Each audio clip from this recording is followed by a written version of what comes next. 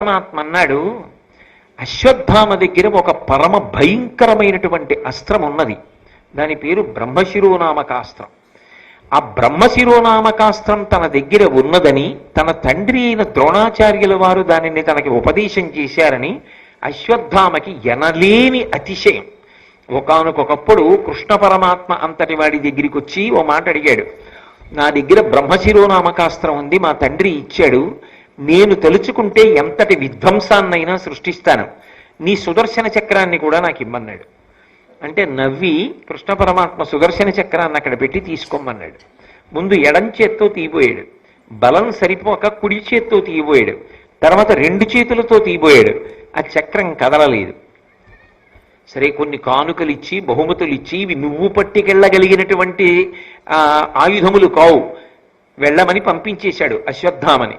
అశ్వత్థామ యొక్క ప్రవృత్తి కృష్ణ పరమాత్మకి తెలుసు, మహాభయంకరుడు. ఇప్పుడు తన ప్రాణముల మీద ఆశతో దాక్కున్నాడు. కానీ భీముడు వెళ్ళి వెతికి పట్టుకుంటాడు. పట్టుకోగానే అపాండవం చెయ్యాలన్న కక్షతో ఉన్నాడు కదూ, నిన్న రాత్రి పాండవులు దొరకలేదు. ఇవాళ భీముడు కనపడగానే ఏ ఒకరు మరణించినా మిగిలిన వాళ్ళు బ్రతకరు. అందుకని భీముడు కనపడగానే అపాండవం కావాలి, పాండవులు ఉండకూడదు అని సంకల్పం చేసి అస్త్రప్రయోగం చేస్తాడు. అస్త్రములు ప్రయోగం చేస్తే ఎదురుగుండానే ఉండక్కర్లేదు, ఎక్కడ ఉన్నా వెతికి పట్టుకుంటుంది అస్త్రం. అందున అది బ్రహ్మశిరోనామకాస్త్రం, అత్యంత శక్తివంతమైన అస్త్రం. కాబట్టి అస్త్రప్రయోగం చేస్తాడు. కాబట్టి భీముడు ఒక్కడు వెళ్ళడం మంచిది కాదు, ఇప్పుడే బయలుదేరిపోయాడు. కాబట్టి అర్జున, మనం కూడా బయలుదేరదామని కృష్ణ పరమాత్మ అర్జునుణ్ణి ధర్మరాజుని కూడా తీసుకొని సాత్యకిని సహదేవుణ్ణి అక్కడ శిబిరాలకి రక్షణగా ఉంచి బయలుదేరి వెళ్ళాడు. కురుక్షేత్ర సంగ్రామ భూమి దగ్గరికి వెళ్ళి అక్కడ ఉన్నటువంటి పౌరుల్ని అడిగారు, అశ్వత్థామ ఇటుగా వచ్చాడా అని. అశ్వత్థామ, కృపాచార్యుడు, కృతవర్మ కూడా వచ్చారు. మిగిలిన ఇద్దరు చెరొక వైపు వెళ్ళిపోయారు. ఒక్క అశ్వత్థామ మాత్రం వ్యాసాశ్రమం వైపుకి వెళ్ళారు అన్నారు. వ్యాసాశ్రమం దగ్గరికి వెళ్ళేటప్పటికి నక్షత్రములతో కూడుకున్నటువంటి చంద్రుడు ఎలా ఉంటాడో అలా అనేక మంది విద్వాంసుల యొక్క సమూహం మధ్యలో వ్యాసుడు తపస్సు చేసుకుంటూ ఉన్నాడు. ఆ ఆశ్రమానికి కొంచెం దూరంలో అశ్వత్థామ తపస్సునందు కూర్చున్నవాడిలా తపస్సు చేస్తూ కూర్చున్నాడు. నిన్న రాత్రి ఎంత క్రౌర్యం, ఇవాళ ఏ స్థితి, ఏమైనా అర్థం ఉందా? పోనీ ఇది మనసులో మార్పు వచ్చి జరిగిందనుకోండి, పరమాత్మ కూడా ఆదరిస్తాడు. ఏదో తప్పు చేస్తే చేశాడు, కానీ చాలా పెద్ద మార్పు వచ్చింది అనుకుంటాడు. నిజానికి లోపల మార్పు రాలేదు, అలా కూర్చున్నాడంతే, అదో కపట వేషం. అంతకన్నా అనడానికి ఆస్కారం ఉండదు. తపస్సులో కూర్చున్నవాడిలా కూర్చునున్నాడు. ఇవన్నీ మనం జాగ్రత్తగా పరిశీలనం చేసుకుంటే మన జీవితంలో మనం అటువంటి పనుల జోలికి వెళ్లకుండా, కరూర్యమునకు వశపడకుండా బ్రతకవలసినటువంటి అవసరాన్ని చెప్తాయి. ఒక్కసారి కానీ మనిషికి కోపం ఎక్కువైపోయి ఆ కోపానికి వశపడిపోయాడా, ఇక ఏం చేస్తున్నాననేటటువంటి యుక్తాయుక్త విచక్షణ ఉండదు. అందుకే ఒక నిర్ణయం చేసేటప్పుడు తొందరపడుతున్నామేమో అని అనుమానం ఉంటే కాసేపు ఆపేయడం మంచిది. మనం కోపంతో నిర్ణయం చేస్తున్నామేమో అని అనుమానం ఉందనుకోండి, ఆ నిర్ణయాన్ని అప్పటికి చేయకూడదు. అందుకే రామాయణంలో హనుమ ఒక మాట చెప్తారు, క్రుద్ధ పాపం న కుర్యాత్కః క్రుద్ధో హన్యాద్గురూనపి క్రుద్ధ పరుషయా వాచా నరం సాధు నధిక్షిపేత్. యథోరగస్త్వచం జీర్ణాం సవై పురుషముచ్యతే అంటారు. పాము తన కుబుసాన్ని తానే వదిలిపెట్టేసినట్టు తనకొచ్చిన కోపాన్ని తాను పరిశీలించుకుని వదిలిపెట్టిన వాడెవరో వాడు ధన్యాత్ముడు. తప్ప కోపం రాకూడదని ఎక్కడా చెప్పలేదు, కోపం రావాలి. కోపం రాకపోతే వ్యవస్థని చక్కబెట్టలేరు. కానీ కోపమునకు వశపడిపోకూడదు. కోపానికి మీరు వశపడిపోలేదు అని గుర్తేమిటంటే, మీరు చేసేటటువంటి వివేచనలు, మీరు చేసేటటువంటి ఆలోచనలు ఉద్రేకం ఉండదు, పరిశీలనం ఉంటుందంతే. ఆ పరిశీలనమునందు నిలదొక్కున్నంత కాలం, ఆ హద్దు దాటిపోనంత కాలం మనిషి స్వస్థతతో ఉంటాడు. కాదని క్రోధమునకు వశపడిపోయాడు అనుకోండి, ఏమి చేస్తున్నాడన్న దానితో ఇక సంబంధం ఉండదు, అదొక ఉగ్రభూతం అయిపోతాడంతే. చేసినప్పుడు సంతోషంగా ఉంటుంది, చేసేస్తాడు. కానీ తరువాత మాత్రం జీవితం చాలా భయంకరంగా ఉంటుంది. చేసిన తప్పిదం క్రోధం వచ్చి ఒక్కసారి చేయడం తేలిక, కానీ ఆ తరువాత జీవితం అంతా కూడా ఎంత విచారించినా ఉపయోగం ఉండదు. అందుకే మనిషి మొట్టమొదట పరిశీలించుకోవలసింది అసూయని.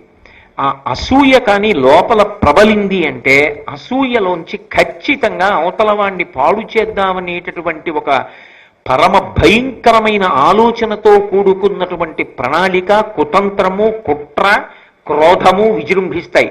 దాని చేత ఎంతటి పాపానికైనా సమకడతాడు.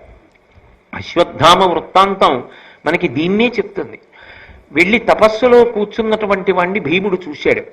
నిన్న రాత్రి నిద్రపోతున్న పిల్లల్ని సంహరించి ఏమీ తెలియని వాళ్ళ వచ్చి తపస్సుకి కూర్చున్నవాడిలా కూర్చున్నావా, లేచి ధర్మయుద్ధానికి రమ్మన్నాడు.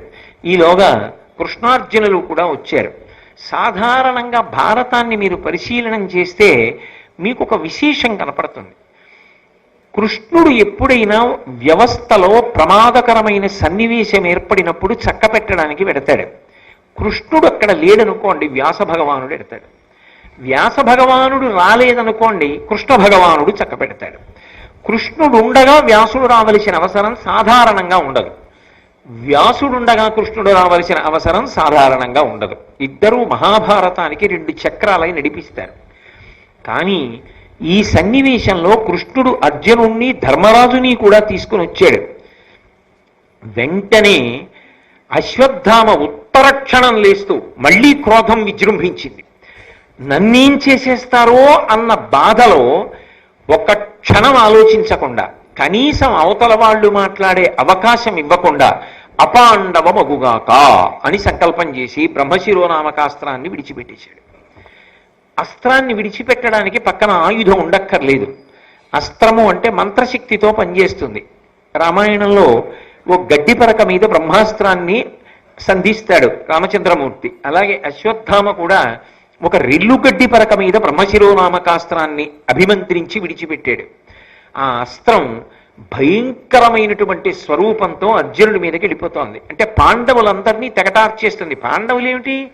పాండవ సంతతి అన్నది ఇక భూమి మీద ఉండదు. అపాండవం, పాండవుల నలుసు అన్నది ఉండడానికి వీల్లేదు. మరి కౌరవులందరూ వెళ్ళిపోయారుగా, అది కక్ష ఆయనకి. అపాండవం అయిపోవాలని వేసేశాడు బ్రహ్మశిరోనామకాస్త్రం. వెంటనే కృష్ణ పరమాత్మ చూసి అన్నాడు, అర్జున, ఇది పరమ భయంకరమైనటువంటి అస్త్రం. మీ అన్నదమ్ములు 5గురిని కూడా తుదముట్టించేస్తుంది. అక్కడతో ఆగదు. పాండవ సంతతి కూడా మిగలదు. కాబట్టి వెంటనే ఈ అస్త్రాన్ని నువ్వు నిరోధించాలి అంటే వేరొక అస్త్రం పనిచేయదు. నువ్వు కూడా బ్రహ్మశిరోనామకాస్త్రాన్ని ప్రయోగించాలి. అటువంటి అస్త్రం ఒక్కటి వేస్తేనే యావత్ భూమి తల్లడిల్లిపోతుంది. మనం ఈ మధ్య కాలంలో 1942లో జరిగిన 2వ ప్రపంచ యుద్ధ కాలంలో ఉపయోగించబడినటువంటి అనేకమైన మారణాస్త్రముల గురించి వింటే 1942లో జపాన్లో ఉన్న హిరోషిమా నాగసాకీల మీద వేసినటువంటి అణుబాంబు యొక్క ప్రభావం ఇప్పటికీ పోక అక్కడ అంగవైకల్యంతో రోగాలతోటి జనులు ఉద్భవిస్తారు అంటే, అక్కడ పుడుతూ ఉంటారు అంటే, ఈ కాలంలో శాస్త్రవేత్తలు కనిపెట్టినటువంటి అనేక రకములైన మారణాయుధాలే అంత శక్తివంతములై ఉంటే ఇక మంత్రపూరితములైనటువంటి అస్త్రములు ఎంత శక్తిని ప్రభవింపచేస్తాయి? భూమి తల్లడిల్లిపోయి పర్వతములు గూర్నిల్లి సముద్రములు తిరుగుడు పడిపోతాయి ఒక బ్రహ్మశిరోనామకాస్త్ర ప్రయోగానికి. అటువంటిది అశ్వత్థామ ప్రయోగించాడు కాబట్టి కృష్ణుడు అర్జునుడిని ప్రయోగించమన్నాడు. ఇప్పుడు 2 బ్రహ్మశిరోనామకాస్త్రములు ఒకదానిదొకటి ఢీకొనాలి. వెంటనే కృష్ణ పరమాత్మ చెప్పాడంటే శాసనం అర్జునుడికి. రథం దిగి తన గురువు అయినటువంటి ద్రోణాచార్యుల వారికి నమస్కారం చేశాడు. అస్త్రముల యొక్క మంత్రములకు అధిదేవతలైనటువంటి వారందరినీ స్మరించి వారికి నమస్కారం చేశాడు. మా పాండవులందరికీ కూడా క్షేమమగుగాక, మా అన్నదమ్ములు 5గురు కూడా కుశలముగా ఉండెదరుగాక అని సంకల్పం చేసి తాను కూడా బ్రహ్మశిరోనామకాస్త్రాన్ని విడిచిపెట్టాడు. ఇప్పుడు ఎంత విచిత్రమైన పరిస్థితి ఏర్పడిందంటే, కృష్ణుడు ఉండగా ప్రళయకాలం ఏర్పడినంత భయంకరమైన పరిస్థితి ఏర్పడింది. ఎందువల్ల? ఒక్క వ్యక్తి తొందరపాటు, ఒక్క వ్యక్తి యొక్క క్రోధం, ఒక్క వ్యక్తి యొక్క వ్యగ్రత. కృష్ణ పరమాత్మ అంతటి వాడు కూడా నువ్వు అస్త్రప్రయోగం చెయ్యకు అని చెప్పడానికి అవకాశం లేదు. పాండవుల్ని కాపాడాలి, ధర్మాత్ములు పోతే. అలాగని చెప్తే వింటాడా అశ్వత్థామ? వద్దురా, నీ అస్త్రాన్ని ప్రయోగించకు అని చెప్పడానికి అవకాశం లేకుండా వదిలిపెట్టేశాడు. ఇప్పుడు దాన్ని ఉపసంహారం చేస్తాడా? చెయ్యడు. ఎందుకు చెయ్యడు అంటే రెండు కారణాలు ఉన్నాయి. బ్రహ్మశిరోనామకాస్త్రం లాంటి అస్త్రాన్ని ఒకడు ప్రయోగించి వేడొకడు అస్త్రము వలన ఆగిపోతే యువతలవాడి యొక్క తలకాయ బద్దలైపోతుంది. ఎవడు అస్త్రాన్ని ప్రయోగించాడో వాడే వెనక్కి తీసినా కూడా వాడి తల పగిలిపోతుంది. అసలు మానవుల మీద అస్త్రాన్ని ప్రయోగించకూడదు. అది అంత శక్తివంతమైన అస్త్రం. తండ్రి ద్రోణుడి దగ్గర అస్త్రాన్ని పొందాడు. పొందినవాడు యుక్తాయుక్త విచక్షణతో దాన్ని ఎప్పుడు పొందవచ్చు అన్నది ఆలోచించాడా? మీరు జాగ్రత్తగా పరిశీలనం చేస్తే ఒక్క విషయం మీకు అర్థమవుతుంది. అన్నిటికన్నా చాలా అవసరం ఏమిటో తెలుసా? నిగ్రహ శక్తి. నిగ్రహం అనేటటువంటిది లేకపోతే మీ చేతికి అందినటువంటి ఎంత చిన్న ఉపకరణమైనా మీకు సమాజమునకు కూడా ప్రమాదహేతువే. నేనన్న మాట మీరు బాగా పట్టుకున్నారో లేదో. ఒక సెల్ ఫోన్ చాలు ప్రమాదాన్ని సృష్టించడానికి. 2 చక్రాల వాహనం మీద వెడుతూ నీకు ఎవరైనా ఫోన్ చేస్తే మెడ తెగిపోయిన కోడి పెట్టలా భుజం మీద పెట్టుకుని ఇలా మాట్లాడుతూ నువ్వు దాన్ని నడపక్కర్లేదు. నువ్వు నిజంగా అంత అవసరం, అది ఎవరు చేశారో చూడాలని అనుకుంటే, ఏదైనా ముఖ్యమైన వాళ్ళు మాట్లాడతారేమో అని అనుమానం ఉంటే రహదారికి పక్కన ఆపి చూడొచ్చు. లేదా నువ్వు గమ్యాన్ని చేరుకున్న తర్వాత తీసి చూస్తే ఎవరు చేశారో అందులో ఉంటుంది, నువ్వు మళ్ళీ తిరిగి చెయ్యొచ్చు. ఇది కాదని 2 చక్రాల వాహనం మీద వెడుతూ సెల్ ఫోన్ చెవి దగ్గర పెట్టుకుంటే అది సాంకేతికమైన పరిజ్ఞానం తప్ప, సెల్ ఫోన్ వాడడం తప్ప, సెల్ ఫోన్ వాడేవాడికి యుక్తాయుక్త విచక్షణ నిగ్రహము లేకపోవడం కారణమా? ఎక్కడ ఏది వాడాలో ఎప్పుడు వాడాలో వాడికి చేత కాదు. ఆ విజ్ఞత లేని వాడి చేతికి చిన్న ఉపకరణం వచ్చినా అది ప్రమాదమే. అందులో ఓ కెమెరా ఉందనుకోండి, అవతలవాడిని ఒకసారి మనం చిత్రం తీసుకోవాలి అంటే వాళ్ళ అనుమతి అడగాలి. అది మర్యాద. అక్కర్లేదు, మన దగ్గర సెల్ ఫోన్ ఉంది కాబట్టి ఫోటో తీసేయడమే. అలా తీయచ్చా? ఆయన ఫోటో తీసుకునే ముందు ఆయన అడగాల, అయ్యా మిమ్మల్ని ఒక్క ఫోటో తీసుకోవచ్చా అని. మర్యాద కదూ, అడగాల? అక్కర్లేదు, మన దగ్గర సెల్ ఉంది, కెమెరా ఉంది కాబట్టి ఆయన ఏం చేస్తున్నా మనం ఫోటో తీసుకోవచ్చు. ఏది వివేకం ఎక్కడుంది? ఆఖరికి ఆయన ఏ పూజకో వెడదామని చెప్పి చొక్కా బని నువ్వు విప్పుకుంటూ ఉంటే కూడా ఫోటో తీయచ్చు. అప్పుడు సెల్ ఫోను తప్ప, మన యందు వివేకం లేకపోవడం తప్ప. మోటార్ సైకిల్ది తప్పు కాదు. కాకినాడ వీధుల్లో సాయంకాలం వేళ వడగాట్పు తగ్గిన తరువాత పెద్దవాళ్ళ దగ్గర నుంచి బయటికి వస్తారు. వచ్చినప్పుడు 80 కిలోమీటర్ల వేగంతో పుట్టలోంచి పైకొచ్చిన పావుల్లో మిరికిలి తిరుగుతూ వెళ్ళమని నీకు ఎవడు చెప్పాడు? మోటార్ సైకిల్ తప్ప, తొక్కుతున్న నీది తప్ప. యుక్తాయుక్త విచక్షణ మనిషి మరిచిపోతే ఎంత చిన్న విషయం నీ దగ్గర ఉన్నా అది నీకు కాదు ప్రమాదం, సమాజమునకు ప్రమాదం. నువ్వు అలా మోటార్ సైకిల్ తొక్కుతూ ఎవరి మీద వెళ్ళి పడిపోతావో, ఏ ఇంటి యజమాని వెళ్ళిపోతాడో. ఒకానొకప్పుడు ఇక్కడే ఈ రహదారిలోనే ఒక పెద్ద ఆయన పడిపోయి మరణించాడు, అలా తొక్కుతున్నటువంటి ఒక మోటార్ సైకిల్ గుద్దుకుని. ఏ ఇంటి యజమానిని కబళించబోతున్నావో, ఏ ఇంట్లో ఒక చిన్న పిల్లవాడు పడబోతున్నాడో నీ మోటార్ సైకిల్ కింద, నువ్వే పడబోతున్నావో, నీ మీద ఆశలు పెట్టుకున్న తల్లిదండ్రులు ఏమైపోతారు? నువ్వు వృద్ధిలోకి వచ్చి ఈ దేశానికి ఎంత సేవలు అందించాలో ఈ దేశం ఏమైపోతుంది ప్రతివాడు అలా బయలుదేరితే? మనిషికి నిగ్రహ శక్తి లేకపోతే, మనిషికి వివేచన లేకపోతే అటువంటి వాడి చేతికి ఎంత చిన్నదున్నా ప్రమాదమే. ఆ వివేచన నిగ్రహము లేని వాడికి చాలా పెద్దదే అందిందనుకోండి, ఎంత ప్రమాదం. అందుకే అన్నీ అందరికీ ఇవ్వవద్దు అనడానికి కారణం ఏమిటో తెలుసా? అన్నీ అందరికీ ఇవ్వద్దని ఎందుకంటారంటే లోపల తగినంత పరిణతి ఉంటే తప్ప ఇవ్వవద్దు అని దాని ఉద్దేశ్యం. ఆ లోపల పరిణతి రాలేదనుకోండి, ప్రతి విషయము ప్రతి వారికి అందిందనుకోండి, దానివల్ల తానొక్కడు కాదు బాధపడేది, దానివలన సమాజం అంతా బాధపడుతుంది, సమాజానికి అంతటికీ చీకాకు కలుగుతుంది, దీనివలన నేరముల సంఖ్య పెరుగుతుంది, ఉద్రిక్తతల సంఖ్య పెరుగుతుంది, చాలా ఇబ్బంది పడతారు అందరూ. ఇది గమనించవలసి ఉంటుంది. మీరు నన్ను మన్నించెదరుగాక, అశ్వత్థామకి దీనికి సంబంధం ఏమిటి అనుకోకండి. లేకపోతే భారతంలో వ్యాసుడు దీన్ని మనకు అందించవలసిన అవసరం లేదు. కాలంతో దేశంతో సంబంధం లేకుండా ఎప్పటికీ భారతం పనికొస్తుందనడానికి ఇదే ఉదాహరణ. ఎవరైనా నీకు అడ్డొచ్చేస్తే చూసుకోకపోతే వాళ్ళని తప్పుకోమని చెప్పడానికి ఒక హారన్ ఉంది. అంతేకాని నువ్వు ఇంటి దగ్గర బయలుదేరిన దగ్గర నుంచి నువ్వు చేరే వరకు ఇంకా దాన్ని అలా నొక్కుతూనే వెళ్ళమని హారన్ ఉన్నది. అందుకు ఆ హారన్ బండికొన్నది. అర్థం ఉండదు. ఇంటి దగ్గర బయలుదేరిన దగ్గర నుంచి తానేమన్నా రాష్ట్రపతి ప్రధానమంత్రి అలా హారన్ కొడుతూనే వెడుతుంటాడు. ఎదురుగుండా వెళ్ళే వాళ్ళకి ఎంత చీకాగ్గా ఉంటుంది, ఎంత ధ్వని కాలుష్యం, ఎంత విసుగ్గా ఉంటుంది, అవతల వాడికి ఎంత తలపోటు వస్తుంది. ఆలోచన చేస్తే 10 గంటలకి వెళ్ళాలనుకుంటే నువ్వు ఒక 5 నిమిషాల ముందు ఎందుకు బయలుదేరావు? ఒక 5 నిమిషాలు నీ చేతిలో ఉంటే వచ్చిన నష్టం ఏమిటి? కాలాన్ని ఎందుకు విభాగం చేసుకోవు? ఎందుకు కాలాన్ని ప్రణాళికతో నిర్మాణం చెయ్యవు? ఎందుకు ప్రతిదానికి తొందరపడతావు? అలా వివేచన లేకపోతే నీకు ఏ వస్తువు అందినా ప్రమాదమేగా. అదే కాదు, ఏది అందినా ప్రమాదమే. టీవీ పెడితే కట్టడం రాదు, అలాగే కూర్చుంటాడు. ముఖం కూడా కడుక్కోరు కొంతమంది నాబోటిగాళ్ళు. కాబట్టి ఏ వస్తువు అందినా ప్రమాదం అయితే మనిషి మనిషిగా ఎక్కడ బ్రతుకుతున్నాడు? వివేకం ఏది? నిగ్రహం ఏది? సంయమనం ఏది? ఆ సంయమనము లేకపోతే, అసలు అవతల వాడి మాట విందామనేటటువంటి ధ్యాస లేకపోతే సమాజమునకు బరువు అయిపోతారు. అశ్వత్థామ అర్జునుణ్ణి చూసి భయపడ్డాడు, భీముణ్ణి చూసి భయపడ్డాడు. జగదాచార్యుడు లోకముల మేలు కోరేవాడు కృష్ణ పరమాత్మ సాక్షాత్ పరాత్పరుడని భీష్ముడు ఇన్ని మాటలు చెప్పాడు. తన తండ్రి ద్రోణుడు ఎంత నమ్మాడు తెలియదా అశ్వత్థామకి? కనీసం కృష్ణ పరమాత్మతో 2 మాటలు మాట్లాడలేడా? నాది తప్పైపోయింది, రాత్రి చేశాను నిజమే అంటే, ఏమో ఎంతమంది ఇద్దరో వాళ్ళు ఎంత ధర్మాత్ములంటే, గురువు యొక్క కొడుకు ద్రోణాచార్యుల వారి కొడుకు, గురుపుత్రుడు గురువుతో సమానం కనుక ఇంత తప్పు చేసినా చంపకుండా వదిలిపెట్టారు.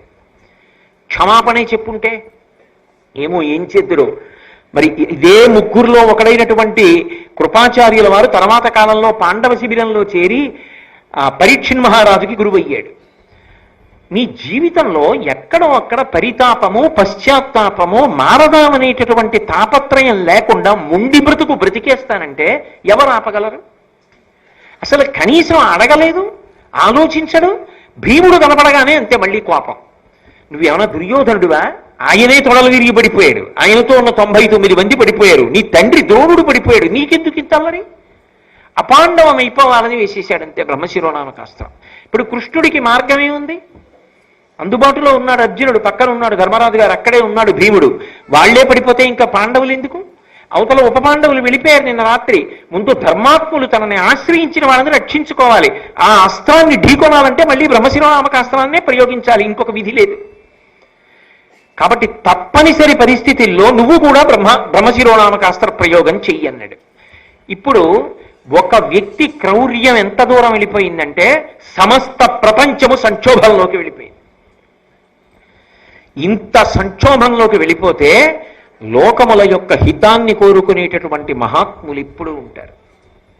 నారదుడు పరుగు పరుగున వ్యాసుల వారి దగ్గరికి వచ్చాడు. అయ్యయ్యయ్యో, ఇంత కురుక్షేత్ర సంగ్రామం అయిపోయిన తర్వాత 2 బ్రహ్మశిరోనామకాస్త్రాల్ని ప్రయోగించారు. మీ ఆశ్రమం ముందే జరిగింది, 2 అన్నాడు. ఇద్దరూ గబగబా బయలుదేరారు. లోకహితం కోరేటటువంటి వాళ్ళ నోటి వెంట వచ్చే మాటలు ఒకలాగే ఉంటాయి. అందుకే ఈ పద్యం చెప్పినప్పుడు వ్యాసుడొక్కడు చెప్పలేదు, నారదుడొక్కడు చెప్పలేదు, ఇద్దరు కలిసి చెప్పారు. కూడబలుక్కుని ఛందస్సుతో వ్రాసి తెచ్చుకునో కాదు, ఇద్దరూ లోకహితాన్ని కోరుతారు కాబట్టి ఇద్దరి నోటి వెంట ఒకలాంటి మాటే వచ్చింది. వాళ్ళు అన్నారు, పలువురు మహాస్త్రవిత్తములు అలగు భుజా వీర్య శౌర్యులవని జనిరి వారలు దీనిని ప్రయోగించట కలిగినే మానవులపై అకల్మషులారా. ఏమయ్యా అర్జున, ఏమయ్యా అశ్వత్థామ, ఇంతకు ముందు లోకంలో ఎంతమంది మహావీరులు రాలేదు, ఎంతమందికి అస్త్రములు తెలిసిన వాళ్ళు లేరు. ఇలా ఎవరైనా బ్రహ్మశిరోనామకాస్త్రాన్ని ఒకేసారి ఇద్దరు ప్రయోగించడం ఉందా? మనుష్యుల్ని పాడు చెయ్యాలని ఒకడు ప్రయోగించడం, రక్షించుకోవడానికి ఇంకొకడు ప్రయోగించడం ఉంటుందా? ఇలా చెయ్యొచ్చా? లోకముల గురించి ఆలోచించవలసిన అవసరం లేదా? ఎంత పెద్ద ఉత్పాతములు ఉత్పల్లితున్నాయో చూడండి. కాబట్టి అర్జున, నువ్వు నీ అస్త్రాన్ని ఉపసంహారం చేసేసేయ. ఆయన పరమధర్మాత్ముడు. నిజానికి బ్రహ్మశిరోనామకాస్త్రాన్ని ఒకసారి ప్రయోగించిన తరువాత వెనక్కి తీశారనుకోండి, ఉపసంహారం చేస్తే దానికి తగిన ఆహారం దొరకలేదు కాబట్టి ఎవరు ప్రయోగించి ఉపసంహారం చేశాడో వాడి తల బదలు కొట్టేస్తున్నారు. కాబట్టి ఇప్పుడు ఎవరికి ప్రమాదం? అర్జునుడికి ప్రమాదం. కృష్ణుడు ప్రయోగించమన్నాడు, వ్యాసుడు నారదుడు ఉపసంహారం చేయమన్నారు. అర్జునుడు ఏం ఆలోచించాడంటే, నేను లోకముల యొక్క ప్రయోజనం కోసం పెద్దలైనటువంటి వ్యాస నారదాదుల యొక్క మాట మన్నించి ఉపసంహారం చేస్తున్నాను. అది నన్ను ఎందుకు అపకారం చేస్తుంది? దాని లక్షణం అది కావచ్చు, కానీ విశాల ప్రయోజనము కొరకు నేను నిలబడినప్పుడు, పెద్దల మాట ఆదరించినప్పుడు అది నన్ను చెరకడానికి వీల్లేదు. కాబట్టి ఆయన ఉపసంహారం చేశాడు. ఆశ్చర్యం ఏమిటంటే, అది అర్జునుణ్ణి ఏమీ చెయ్యకుండా శాంతించింది. శాంతిస్తే వెంటనే ఒక విషయం అన్నారు సౌప్తిక పర్వంలో, తపమును బ్రహ్మచర్యమును దానము సత్యము కల్గు ఆ సురాధిపతనయుండు తక్క సముదీర్ణముగా నిగిడించి అమ్మహోగ్రపు మహితాస్త్రముండ్లుకును రాదు మగుడ్వడగా అట్టి భంగి భూమిపతులు కాదు దేవతలు మేకొనజాలరు కౌరవీశ్వర. సంజయుడు చెప్తున్నాడు ధృతరాష్ట్రుడితోటి, నిజానికి దేవతలు కూడా ఇటువంటి అస్త్రాన్ని ప్రయోగిస్తే ఇక ఉపసంహారం చేయలేరు. అర్జునుడు చెయ్యగలిగాడు అంటే, చేసి బ్రతకగలిగాడు అంటే ఆయన చేసినటువంటి తపస్సు. తపస్సు అన్న మాటకి నేను అర్థం చెప్తున్నాను కదా, నిన్నటి నుంచి చెప్తున్నాను, ధర్మమునందు అనురక్తి. ఆయన ధర్మానురక్తి, ఆయనకి పెద్దల పట్ల ఉన్న గౌరవం, బ్రహ్మచర్యమును ఇంద్రియములను నిగ్రహించగలిగినటువంటి శక్తి, దానము, ఏ ప్రయోజనాన్ని అపేక్షించకుండా ఇతరుల యొక్క సంతృప్తి కొరకు, సంతోషము కొరకు, సమాజ హితము కొరకు తాను త్యాగం చెయ్యడం, తాను విడిచిపెట్టడం తన దగ్గర ఉన్నదాన్ని. అటువంటి దానము, సత్యము, ఒక మాట అంటే దానికి కట్టుబడి ఉండగలగడం, అటువంటి సత్యము కలిగినటువంటి ఆ సురాధిపతనయుడు దక్క, సురాధిపుడైనటువంటి ఇంద్రుని యొక్క కుమారుడైనటువంటి దేవేంద్రుడు తక్క ఇలా బ్రహ్మశిరోనామకాస్త్రాన్ని ఉపసంహారం చెయ్యడం అనేటటువంటి ప్రక్రియ అన్యులకు సాధ్యమే. ఎవరైనా చేయగలరా? దేవతలు కూడా చెయ్యలేరు. కాబట్టి ఇప్పుడు అర్జునుడు ఉపసంహారం చేశాడు. చేసి గబగబా వ్యాసుల వారి దగ్గరికి వెళ్ళి ఒక మాట అన్నాడు, అయ్యా మీరు పెద్దలు, పూజ్యులు, మా వంశమునకంతటికీ పెద్దవారు, మీరు చెప్పారు, నేను ఉపసంహారం చేశాను, కానీ అశ్వత్థామ ఉపసంహారం చేయలేదు, అపాండవమని కోరాడు. కాబట్టి ఆ అస్త్రం మా అన్నదమ్ముల మీద పడిపోయి చెనకుతుంది. కాబట్టి దయచేసి మీరు ఇదే మాట అశ్వత్థామకి చెప్పి ఉపసంహారం చేయించండి అన్నాడు. అంటే అశ్వత్థామ వంక తిరిగాడు. తిరిగి వ్యాసుల వారు ఒక మాట చెప్పారు. సాధారణంగా మహాభారతంలో వ్యాసుడు ఒక మాట చెప్తే కాదని ఉన్నటువంటి వాళ్ళు మీకు ఇప్పటి వరకు కనపడలేదు కదా, ఇది మొదటిసారి. అశ్వత్థామ వంక తిరిగి ఉపసంహారం చేయమని ఒక మాట చెప్పాడు. నువ్వు ఉపసంహారం చేసేసి నీ తలలో ఉన్నటువంటి రత్నం ఉన్నదే, నీకు పుట్టుకతో వచ్చిన రత్నం, అది తీసి అర్జునుడికి ఇచ్చేసేయి, నువ్వు బ్రతికిపోతావు. నిన్ను చంపరు వాళ్ళు. నువ్వు చేసినటువంటి తప్పు అంతా ఇంతటిది కాదు, అంత క్రూరమైన తప్పు చేశావు, అసలు చంపేయాలి నిజానికి. కానీ వాళ్ళు చంపరు. ఎందుకు చంపరో తెలుసా? వాళ్ళు ధర్మాత్ములు. నువ్వు గురుపుత్రుడివి, ద్రోణాచార్యుల వారి కొడుకువి, ద్రోణుడు వాళ్ళ గురువు. గురుపుత్రుడికి గురువుకి గురుపత్నికి అభేదం. కాబట్టి గురుపుత్రుణ్ణి చంపడం గురువుని చంపడంతో సమానం. కాబట్టి నిన్ను వాళ్ళు చంపరు, ఆ పాతకానికి వాళ్ళు ఒడిగట్టారు. నీ శిరోరత్నాన్ని వాళ్ళకి ఇచ్చేసేయి, నీ అస్త్రాన్ని ఉపసంహారం చెయ్యి అంటే ఆయన అన్నాడు, ఏ పాండవులకి రత్నాలు తక్కువ? కౌరవుల్ని ఓడించారుగా, దుర్యోధనుడిని పడగొట్టాడుగా భీముడు తొడలు విరగ్గొట్టి. దుర్యోధనుడి దగ్గర రత్నాలన్నీ కూడా ఇప్పుడు పాండవులేగా తీసుకుంటారు. ఇన్ని రత్నాలు దోచుకున్న వాళ్ళకి దోచుకున్నారట వాళ్ళు. ఇన్ని రత్నాలు దోచుకున్న వాళ్ళకి నా రత్నం ఒక్కటి తక్కువైందా, ఇదొక్కటి ఎందుకు ఇవ్వాలి అని తను బ్రతకడం కష్టం కదా మరి ఇవ్వకపోతే. అందుకని రత్నాన్ని తీసి వ్యాసుడి చేతిలో పెడుతూ ఒక మాట అన్నాడు, మనస్త్రంబు పాండవేయ రాగపాత్ర గర్భములకు హానిగా వించి సంతృప్తి పొందితా ప్రశాంతి పొందుగాక. నేను నా రత్నం ఇచ్చేస్తున్నాను, కానీ ఎంత కాపట్య బుద్ధితో మాట్లాడాడో చూడండి. ఆయన అన్నాడు, నేను వదిలిన అస్త్రం ఉందే, ఇది నేను అర్జునుడిలా ఉపసంహారం చేయలేను. అంత తపస్సేది, ఆ సత్యమేది, ఆ నిష్కల్మషమైన బుద్ధేది. అందుకని వెనక్కి తీయలేడు, వెనక్కి తీస్తే తల పగిలిపోతుంది. అందుకని మదస్త్రంబు పాండవేయ రాగ పాత్ర గర్భములకు హాని గావించి సంతృప్తి పొంది తా ప్రశాంతి పొందుగాక. అంటే ఆయన ఉద్దేశ్యం ఏమిటంటే పాండవేయ రాగ పాత్ర గర్భంబులు అన్న మాటకు అర్థం పాండవులు తమ తమ భార్యల యందు సంతానమును కలడానికి చేసిన ప్రయత్నమునందు ఏ ఏ భార్యలు గర్భములు ధరించి ఉన్నారో ఆ భార్యల యొక్క గర్భములన్నీ విచ్ఛిన్నమైపోవాలి, గర్భస్రావం అయిపోవాలి. ఒక్క పాండవుల యొక్క భార్యలే కాదు, ద్రౌపదీదేవి ఒక్కతే కాదు, ద్రౌపదీదేవి కొడుకుల్ని చంపేశాడు ఎలాగో నిన్న రాత్రి. ఇక మిగిలిన వాళ్ళు ఎవరు అంటే అర్జునుడికి ద్రౌపది కాకుండా భార్య ఉంది, ఉలూపి మొదలైన వాళ్ళు. అలాగే ధర్మరాజుకున్నారు, భీముడికున్నారు, అర్జునుడికున్నారు. వీళ్ళందరి యొక్క భార్యల గర్భములు నశించిపోవుగాక.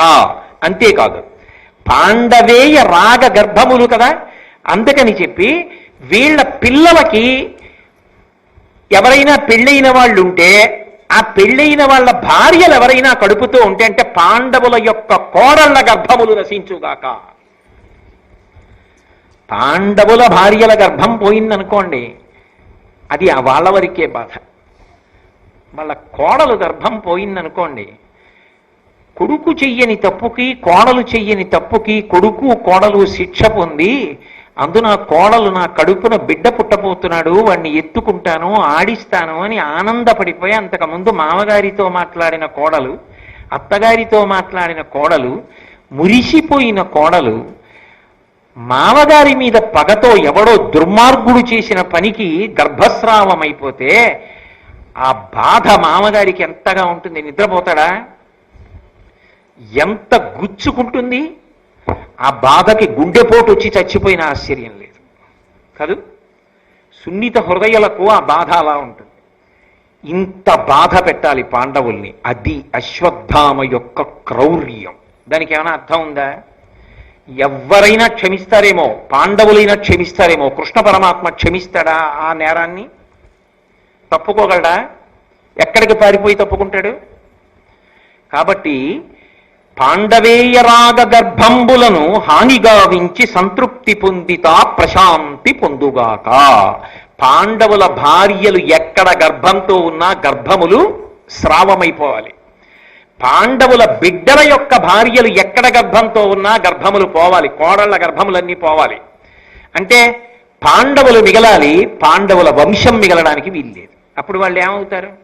ఎందుకు చేసినట్టు ఈ యుద్ధం అంతా? ఎవరి కోసం చేసినట్టు? ఎవరి కోసం అంతకాలం కష్టపడినట్టు? ఎవరిని చూడాలని ఒక వయసు వచ్చిన తరువాత తాపత్రయపడతారో వాళ్ళు పెద్దవాళ్ళు అయ్యారుగా. ఇక వాళ్ళకి మనవల్ని చూడాలని ఆనందపడే వయసు కదా. ఆ సమయమునందు మనవలకి ప్రమాదం ఏర్పడి గర్భస్రావం అయిపోతే ఇక గర్భములే రావంటే తట్టుకోగలరా? మానసికంగా అది ఎంత పెద్ద శిక్ష పాండవులకు. అది ఆయనకి సంతోషం. ఇది ఆయన మనసులో ఉద్దేశం. పాండవుల భార్యలు, పాండవుల కొడుకుల భార్యలు, పాండవులకి ఇంకా మనవలు ఏమైనా ఉంటే వాళ్ళ భార్యల యొక్క గర్భములు కూడా విచ్ఛిన్నమైపోవుగాక, అపాండవమగుగాక. అప్పుడు నా అస్త్రము తృప్తి పొందుగాక. ఉపసంహారం చేయి. నాకు కుదరదు. ఎవరు ఈ మాట అంటున్నవాడు? అర్జునుడు ఉపసంహారం చేశాక కూడా. అసలు నిజానికి ఏమైనా తప్పు ఉందా అర్జునుడిది? ఏమైనా తప్పు ఉందా పాండవులది? ఏమైనా వాళ్ళు చేసిన తప్పు కనపడుతోందా? ఏ తప్పు లేకపోయినా, వాళ్ళు చేసిన తప్పు లేకపోయినా వాడికి అనిపించింది వీళ్ళు తప్పు చేశారని. వాడికి అనిపించింది కాబట్టి శిక్ష వేసేశాడు. ఎంత దారుణం! ఎవ్వరూ పట్టించుకోకపోవచ్చేమో, పరమేశ్వరుడు మాత్రం పట్టించుకోకుండా వదిలిపెట్టాడు కాదు. అదే జరుగుతుంది. కాబట్టి ఇప్పుడు ఈ మాట అన్న తర్వాత వ్యాసుల వారు చటుక్కుని అందుకున్నారు. అందుకని ఆయన అన్నారు, అనవిని కృష్ణద్వైపాయనుడు అట్టులు చేయుము ఒంటి కాసపడకుమి అని పలుక, ఆ పలుకంగనియను తన పలుకు తప్పుగా అతడు మదిన్. వెంటనే వ్యాసుల వారు అన్నారు, అక్కడతో తృప్తిపడు. అంటే ఆయన ఉద్దేశ్యం ఏమిటి? పాండవేయ రాగపాత్ర కోడల ముందు అసలు ఏ తప్పు చేశాడని ఆయన అలా నిలబడాలి? వీళ్ళు ధర్మానికి కట్టుబడినందుకు అలా నిలబడాలి. కాబట్టి వాళ్ళ కోడళ్ల గర్భములు స్రావం అవ్వడానికి అంగీకరించారు. పాండవుల యొక్క భార్యల గర్భములు స్రావం అయిపోతాయి. ఈ అస్త్రానికి ఫలితం ఉండాలి కాబట్టి నేను ఉపసంహారం చేయలేను అంతే తెలుసంటావా? నీ క్రౌర్యానికి అంతవరకు భోజనం పెట్టేస్తాం. పోని పాండవేయ రాగపాత్ర గర్భంబులు విచ్ఛిన్న మగుగాక, దాని చేత నీ అస్త్రము సంతృప్తి పొందుగాక, అది దాట కుసుమా అన్నాడు. వెంటనే అశ్వత్థామకు అర్థమైంది వ్యాసుడు ఎక్కడ పట్టుకున్నాడు. ఎందుకనంటే ఉప పాండవుల్ని చంపేశాడుగా, వంశానికి ఎవరు? ఇంకా ఇప్పుడు ఉత్తరం ఒక్కతే గర్భంతో ఉంది. ఉత్తరాగర్భమునందు ఒక్క పిల్లవాడు పెరుగుతున్నాడు అంటే ఆ పిల్లవాడిని చంపేస్తాడనమాట. అది అర్జునుడి యొక్క కోడలి గర్భము స్రావమైపోవాలి. ఎందుకంత కక్ష అర్జునుడి మీద అంటే ఆ అర్జునుడు కదా మరి యుద్ధంలో నిలబడి శత్రువుల్ని ఎక్కువ మందిని తెగటార్చాడు. ఆయన ఎందుకు తెగటార్చాడు? ధర్మం కోసం తెగటార్చాడు. ఆయనే స్వార్థం కోసం తెగటార్చలేదు, ధర్మం కోసం తెగటార్చాడు. ధర్మం కోసం నిలబడిన వాడి మీద అధర్మాత్ముడికి ఎందుకు కక్ష ఉంటుందంటే కారణం ఉండదు, ఇదే ఉంటుంది. అసూయ చేత క్రోధము చేత ఉంటుంది తప్ప వేరు కారణాలు ఉండవు. దానికి వాడే క్రోధం, వాడే తీర్పు, వాడే నేరం, వాడే ఏదైనా చేసేస్తాడంతే. కాబట్టి ఇప్పుడు అశ్వత్థామ అనుకున్నాడు, అమ్మా నా తప్పు పట్టుకున్నాడు రా వ్యాసుడు, పాండవుల యొక్క భార్యల గర్భములు స్రావమవాలి తప్ప పాండవుల యొక్క పిల్లల గర్భములు స్రావం, పిల్లల యొక్క గర్భములు అంటే పిల్లల యొక్క కోడళ్ల గర్భములు స్రావం అగుకుండుగాక, అక్కడ వరకే ఆగు అంటున్నాడు. నేను ఇది విని నాకేదో అర్థం కానట్టు ఊరుకుంటా. అర్థం కానట్టు ఊరుకుంటే ఏమవుతుంది? నా అస్త్రం చేసే పని చేసేస్తుంది. పరీక్షిత్తు మరణిస్తాడు. ఉత్తరాగర్భాన్ని కూడా చెనకేస్తుంది. ఎందుకంటే నా సంకల్పం ఏమిటి? అస్త్రం ఎవడు ప్రయోగించాడో వాడిది సంకల్పం, మార్చట్లేదు సంకల్పాన్ని. పాండవేయ రాగ గర్భములు అన్న మాటకు అర్థం అర్జునుడి యొక్క కోడలి గర్భము కూడా నశించిపోవాలి. నేను దానికే కట్టుబడుతున్నా. పైకి వ్యాసుడు చెప్పింది నాకు అర్థం కానట్టు ఉంటానంతే. అది మూర్ఖత్వం అంటే. వాడు వినడు. నిజంగా వాడికి తెలియదు అనుకుంటున్నారా మీరు? వాడికి తెలుసు ఇందులో తప్పు లేదని, కానీ వాడు తప్పు ఉన్నట్టుగా వాదిస్తాడు, తప్పు ఉన్నట్టుగా మాట్లాడతాడు. ఎందుకంటే వాడికి క్రౌర్యం ఉన్నది, మౌఢ్యం ఉన్నది, రాక్షసత్వం ఉన్నది. అంతే అశ్వత్థామతత్వం. కాబట్టి ఇప్పుడు వ్యాసుడి మాటని అర్థం చేసుకున్నట్టు కాకుండా అర్థం కానట్టు ఊరుకొని ఉత్తరాగర్భము నశించిపోవాలని మనసులో సంకల్పం చేశాడు. అంటే ఇది మానసికంగా ఒక పెద్ద శిక్ష వేయడానికి సిద్ధపడుతున్నాడు. పాండవులు ఉండాలి, ఉత్తరాధికారులు లేని దేనికి చేసినట్టు యుద్ధం? ఉత్తరాధికారులు లేకుండా చేయాలి. వెంటనే ఈ కాఠిన్యాన్ని, ఈ క్రౌర్యాన్ని, ఈ అర్థం పర్థం లేని స్థితిని కృష్ణ పరమాత్మ తట్టుకోలేకపోయాడు. ఆయన వెంటనే రథం దిగి అన్నాడు, నువ్వు పాండవేయ రాగ గర్భములను చెనకవద్దని వ్యాసుడు చెప్తున్నా వినకుండా నేను అలా అనుకోవట్లేదని మనసులో అనుకుంటున్నావు, నాకు తెలియదు అనుకుంటున్నావు, నాకు అన్నీ తెలుసు. నువ్వు ఉత్తరాగర్భాన్ని చెనకాలనుకుంటున్నావు, నువ్వు మొనగాడివైతే నీ అస్త్రంతో చెనకు, నేను అడ్డుకుంటా. ఆమె గర్భము స్రావం అవ్వదు, నేను ఆపుతా. ఆమెకి గతంలో ఋషుల వరం ఉంది, క్షీణించిన శరీరమున్న కుమారుడు పుడతాడని, పరీక్షిత్ అనిపించుకుంటాడని. ఆ గర్భాన్ని నేను కాపాడతాను, కొడుకుని కంటుంది. ఆ కొడుకు కృపాచార్యుల వారి శిక్షణలో దాన ధర్మములు చేసి యజ్ఞయాగాదులు చేసి ఈ భూమినంతటినీ పరిపాలించి పాండవుల యొక్క వారసుడుగా నిలబడి వాళ్ళ కీర్తి ప్రతిష్టలు నిలబెట్టగలిగిన వాడు అవుతాడు. ఆయన కొడుకు జనమేజయుడు ఈ భారతాన్నంతటినీ వింటాడు, లోకమంతా వింటుంది నువ్వు చేసిన తప్పిదాన్ని అశ్వత్థామ. కాబట్టి నేను ఆ గర్భాన్ని కాపాడతాను. ఏది నేను ఉపసంహారం చేయనంటున్నావుగా, చెనకు చూస్తాను నీ అస్త్రంతో, నీ అస్త్రము గొప్పో నా శక్తి గొప్పో చూడన్నాడు. అంటే నవ్వాడు అశ్వత్థామ. ఇంత కృష్ణ పరమాత్మని నవ్వి అర్జున మిత్రమా అని పిలిచాడు. ఎంత ఎగతాళో చూడండి. మూర్ఖత్వానికి, రాక్షసత్వానికి, క్రోధానికి హద్దే ఉంటుందండి. అర్జున మిత్రమా, అర్జునుడి యొక్క కోడలి గర్భాన్ని కాపాడుతానంటున్నావుగా, కాపాడుకో చూస్తాను నా అస్త్రం నుంచి అన్నాడు. ఇంత కృష్ణుడికి, ఇంత దైవానికి, ఇంత పరిపూర్ణావతారానికి ఒళ్ళు మండిపోయింది. మండిపోదండి అధర్మానికి?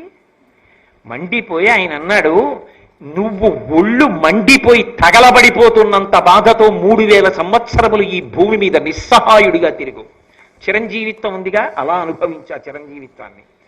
3000 సంవత్సరములు నిస్సహాయుడవై ఉండాలి. నీ ఒళ్ళంతటి నుంచి కూడా దుర్గంధభూయిష్టమైన నెత్తుటి కంపు వస్తూ ఉండాలి.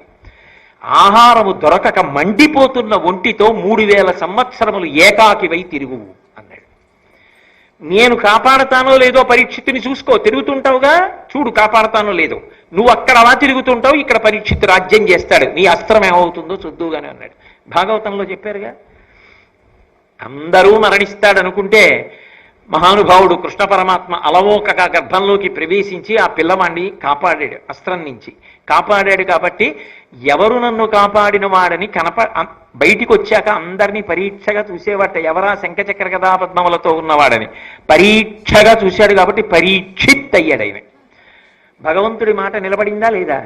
అకారణ క్రౌర్యానికి, అకారణ క్రోధానికి, మూర్ఖత్వానికి వెళ్ళిపోయిన అశ్వత్థామ ఏమైపోయాడు భగవంతుడి చేతిలో? ఏమైంది ఆయన చిరంజీవిత్వం? ఇది ఒక మనిషి ఎలా బ్రతకాలో నేర్పేటటువంటి ప్రధానమైనటువంటి అంశం భారతంలో. వెంటనే వ్యాసుడు అన్నాడు, కృష్ణ పరమాత్మ ఏ శాపవాక్కునిచ్చానో ఆ శాపవాక్కు పరిపూర్ణంగా నీకు తగినదేరా బ్రాహ్మణాథమా, నువ్వు అలాగే బ్రతుకు అన్నాడు. వ్యాసుడు ఏం చేశాడండి మధ్యలో? ఇప్పటి వరకు మీరు భారతంలో వ్యాసుడి గౌరవాన్ని విన్నారు.